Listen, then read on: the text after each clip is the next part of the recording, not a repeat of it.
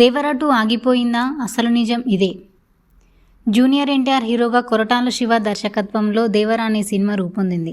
గత ఏడాది రిలీజ్ అయిన ఈ సినిమా హిట్ అయిన నేపథ్యంలో సినిమాకి సీక్వెల్ ఉంటుందని ప్రకటించారు. కథలో భాగంగా సెకండ్ పార్ట్లో ఏమవుతుందో తెలుసుకోవడానికి ప్రేక్షకులు కూడా చాలా ఆసక్తి కనబరుస్తున్నారు.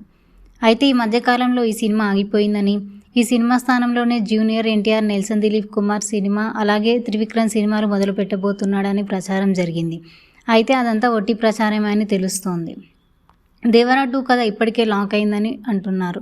ఒకసారి జూనియర్ ఎన్టీఆర్ ప్రశాంత్ నీల్ డైరెక్షన్లో చేస్తున్న సినిమా షూటింగ్ పూర్తి కాగానే దేవర 2 పట్టాలెక్కనుందని తెలుస్తోంది. ఇప్పటికే ఈ సినిమాకు సంబంధించి ప్రీ ప్రొడక్షన్స్ పనుల్లో కొరటాల శివ బిజీగా ఉన్నారు. ఈ సినిమా నిలిచిపోతుందని మాట అవాస్తవమని తెలుస్తోంది. ఇక ఈ సినిమాని ఎన్టీఆర్ ఆర్ట్స్ బ్యానర్తో పాటు కొరటాల శివ స్నేహితుడికి చెందిన యువ సుధా ఆర్ట్స్ బ్యానర్ మీద సంయుక్తంగా నిర్మించబోతున్నారు. ఇక ఈ సినిమా నిలిచిపోతుందనే ప్రచారం ఎందుకు తెర మీదకు వచ్చిందో కూడా తెలియదని తెలుస్తోంది.